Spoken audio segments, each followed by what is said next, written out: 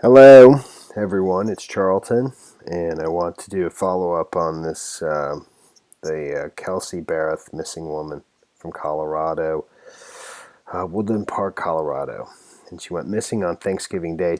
She was last seen on Thanksgiving Day, the 22nd, at the Safeway grocery store in Woodland Park. But her phone, I think, pinged the following day, the next day, Friday, in I think it's Gooding, Idaho, about 700 miles from Woodland Park, Colorado.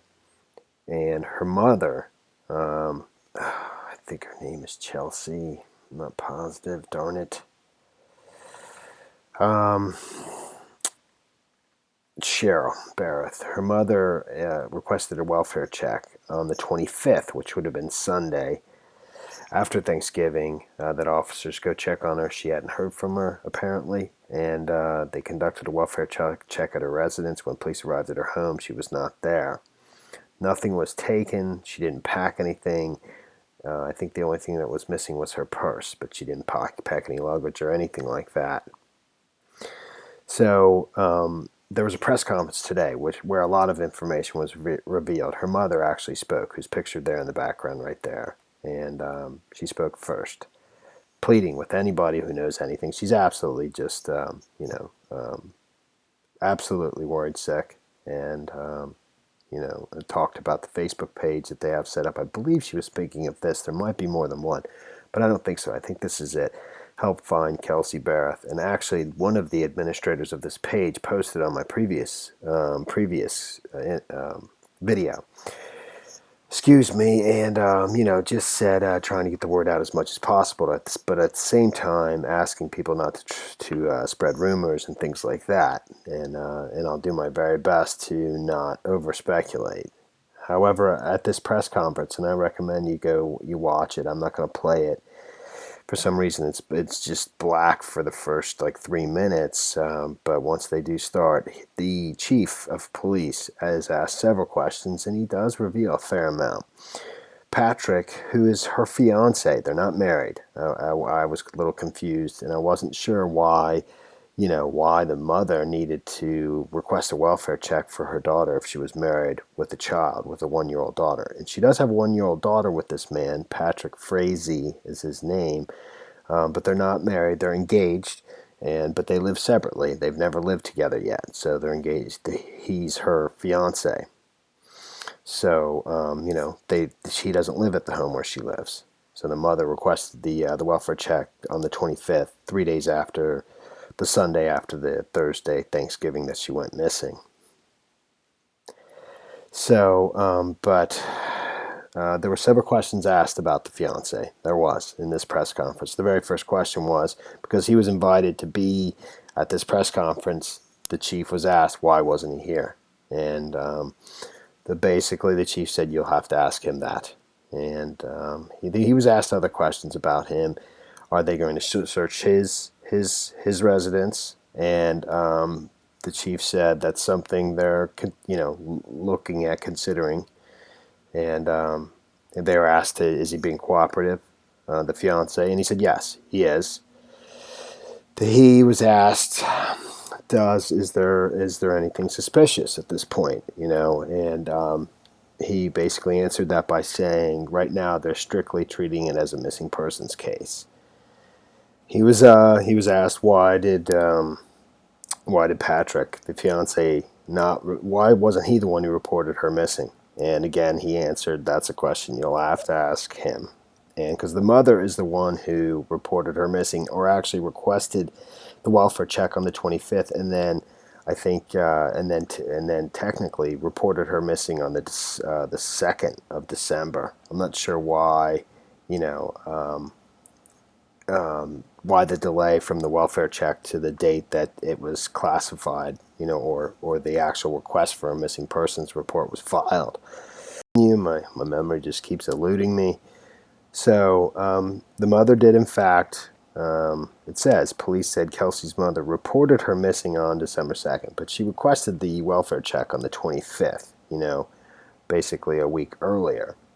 And there's December 2nd, and the 25th is exactly a week earlier she requested the welfare check.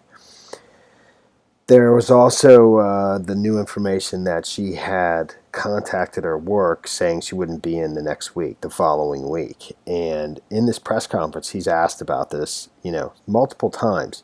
And actually, I don't know who, if it's the public information officer for the county or the township or what. I'm not sure who. There's a female who interjects and basically sort of cuts it off and wraps up the press conference. But they ask about that multiple times. What I wanted to know was what kind of communication was it? Did she verbally call her employer, speak to somebody, and say, I won't be in the following week, or was it something else like an email or a text? And according to this article, it was a text. So at the same time, investigators say her employer received a text from Kelsey's phone stating she would not be into work the following week. Police say Kelsey's fiance, Patrick Frazee, is being cooperative. He told police the last text he received from her phone was on November 25th, which is that Sunday, that same Sunday that the mother requested the welfare check. But she requested the welfare check. I don't know if she was in contact with the fiance, the father of her granddaughter. I assume she was, but that's just not revealed here. But he last saw her. The fiance last saw Kelsey Berreth on Thanksgiving. It was the last time he saw her, and when she gave him back the daughter, that day,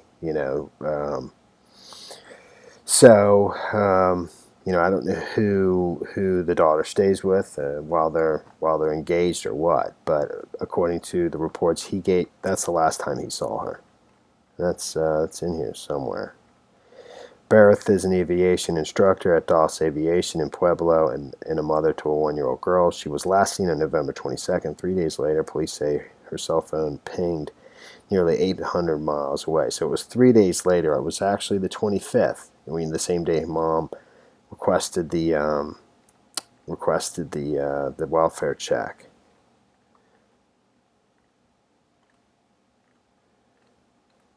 And it's in this press conference where they state that she gave her daughter back to her fiance that morning, I believe, or at some point on the 22nd, the day she went missing, Thanksgiving Day, and that was the last time she saw Patrick Frazee. So he was asked, is it possible that she flew? And he confirmed she's a flight instructor, but all the planes in Pueblo where she is a flight instructor are accounted for, so there's no planes that have left that aren't accounted for. So it's not likely she flew away on her own,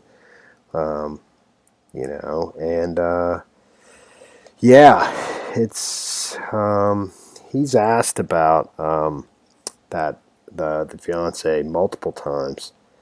I can't remember what his final comment was, and we'll just leave it at that. Is basically what he said. That's a great question. I don't have any records of that. Okay. With her employer and requested time off, or advised that she was going to be off. So I think, and again, we have. I think everybody's thinking, is Patrick a suspect in this case? At this point, he is the father of Kelsey's daughter, and we're going to leave it at that. So this is a missing persons case. In front of you, we're going to let the investigators continue to do what they're doing on this case. Thank you. You can certainly contact me. That'd be great. One last question for the chief. Just one last question, sir. I think everybody's thinking, is Patrick a suspect in this case? At this point, he is the father of Kelsey's daughter, and we're going to leave it at that. So this is a missing persons case. When did he end up getting daughter? So that's what the final question was. It's hard to hear the reporter. He basically says everyone's wanting to know, is Patrick a suspect at this point? And he says he's the father of her daughter, and we'll just leave it at that. And that's how he left it. Well, you know, that's everyone's obviously her mom. When you watch her speak, she breaks down. She can't even pretty much finish what she wanted to say because she's just worried sick. And let's just hope she makes it home. You know.